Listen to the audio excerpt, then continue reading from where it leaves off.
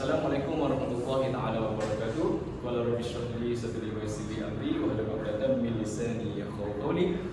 Yang pertama bersyukur kepada Allah SWT kerana pada hari ini alhamdulillah kita masih lagi diberikan kesihatan dan kehidupan oleh Allah SWT.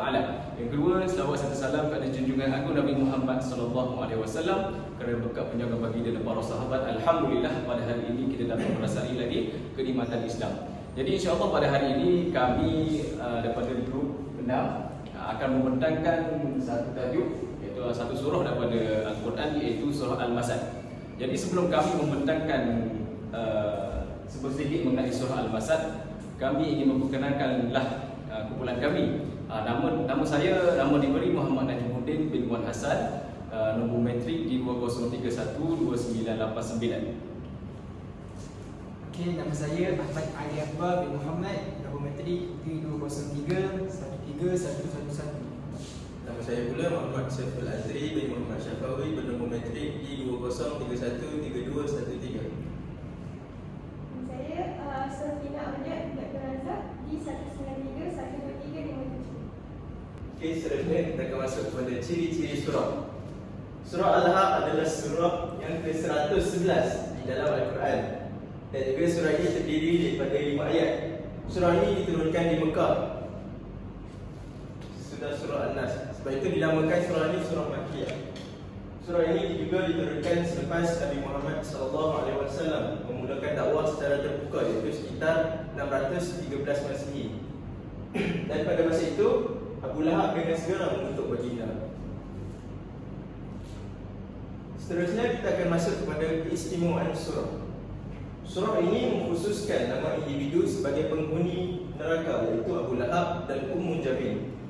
Nada surah ini berbentuk penyindiran.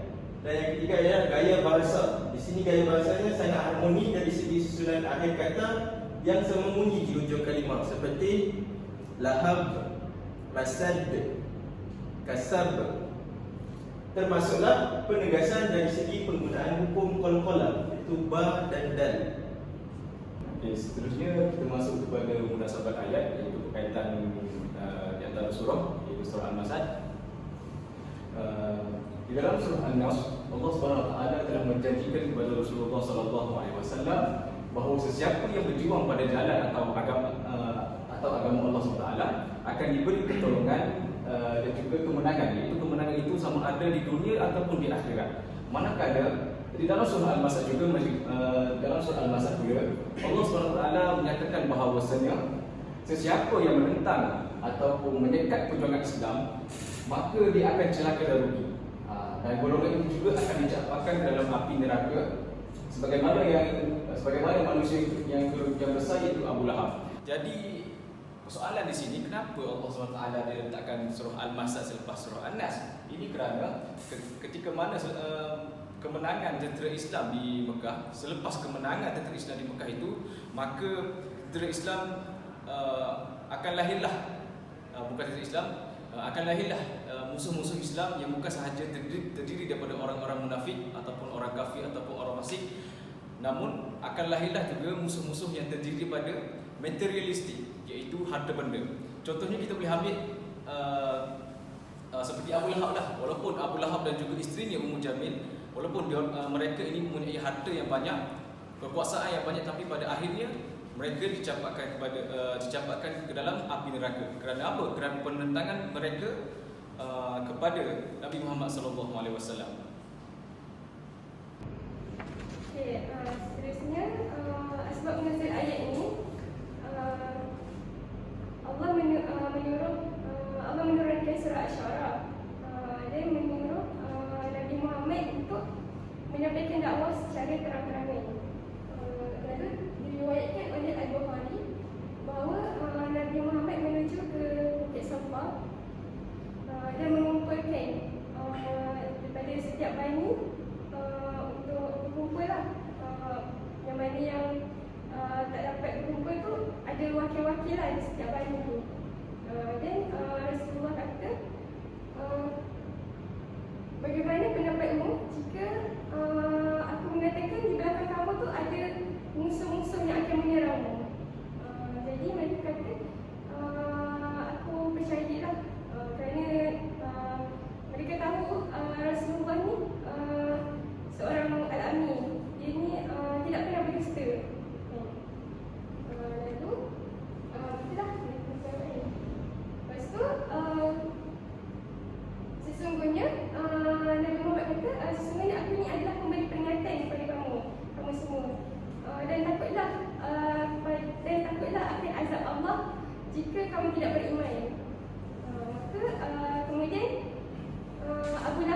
berdiri dan mengangkatkan tangannya. Kemudian dia berkata, adakah disebabkan ini kamu mengumpulkan kami semua? Sini adakah disebabkan ini kamu mengumpulkan kami semua? Adakah untuk bercakap pasal dunia sia-sia ini? Okay. Lalu Allah menurunkan ayat ini. Dia berkata, binasalah kedua tangan Abu Lahab dan sesungguhnya dia akan binasa. Sebabkan itulah ayat ini turun. Katanya sebabkan Abu Lahab ini mengangkat tangan dia kan. Baik, seterusnya kita akan masuk pada makna mufadat. Okey, makna yang pertama iaitu at-tabad, yang bermaksud kebinasaan ataupun kemusnahan dan kelenyapan. Yang kedua ialah tabas, iaitu yang pertama binasalah. Manakala yang ketiga ialah tabah, iaitu sesungguhnya ia tetap binasa. Tabah ni seperti satu doa lah, ataupun sindiran Allah kepada Abu Lahab, dan ia benar-benar berlaku lah. Dan yang keempat iaitu Zatal Lahab, iaitu menyala dan bergejolak. Lahab ni iaitu gelaran bagi Abu Uzza, iaitu Abu Uzza ni dia seorang pada zaman dahulu seorang yang kacak, putih, segak dan bergaya. Dinamakan Abu Uzza. Abu Lahab ni digelarkan Abu Lahab kerana lahab ni bermaksud api yang menyala lah. Jadi Allah seperti menyindir ataupun menghina Abu Lahab kerana di akhirat nanti Abu Lahab akan masuk neraka yang menyala-nyala. Dan yang terakhir ialah masad, yang bererti sabut. Pada zaman dahulu, sabut ni orang untuk para hamba akan dipakaikan sabut di leher mereka. Jadi Allah akan satu hinaan lah ataupun sindiran kepada Ummu Jamil, iaitu isteri kepada Abu Lahab. Di akhirat nanti akan dipakaikan sabut di lehernya. Hukum berbuat demikian ialah haram kerana ia merupakan bentuk sesuatu perkara yang menyakitkan ataupun menzalimi orang lain. Seperti contoh, kita tengok Ummu Jamil, dia meletakkan orang kata kayu-kayu lah untuk menghalangi Nabi. Seperti zaman sekarang, ada orang rasa tak puas hati, dia akan sabotaj ataupun sihir dan sebagainya. Itu merupakan perkara-perkara yang haram ataupun dilaknat, dosa besar lah. Jadi pengajaran daripada surah ini, Abu Lahab dan juga isterinya di akhirat akan menjadi penghuni neraka lah. Segala harta dan usaha yang mereka cari rezeki semua tidak berguna. Sebenarnya di akhirat tidak sebenarnya sudah pasti menjadi penghuni neraka. Kata Allah pun telah mengkhususkan nama individu di antara keistimewaan surah ni lah. Allah mengkhususkan siapa individu yang tergolong dalam api neraka tu, maksud neraka. Kalau macam dalam surah lain dia akan cakap kaum Quraisy, kaum bukan, tapi surah ni dia mengkhususkanlah satu orang kan. Isteri Abu Lahab ni akan diazab dengan kalang api di lehernya kerana ketika dirinya selalu menyakiti Nabi. Dia membawa kayu bakar berduri yang diikatkan di leher. Masa Nabi nak keluar rumah, nak katanya rumah Abu Lahab dan Rasulullah ni berdekatan lah, mereka ni berjiran. Jadi bila Rasulullah ni nak keluar rumah, jadi mereka ni akan meletakkan kayu-kayu duri-duri di hadapan rumah Rasulullah. Lepas tu seterusnya orang yang menentang agama Allah ni maka akan binasalah seperti Abu Lahab dan juga Ummu Jamil ni. Siapa sahaja yang menentang agama Allah. Seterusnya, kekerabatan tidak ada manfaatnya di akhirat kecuali dengan iman. Kenapa?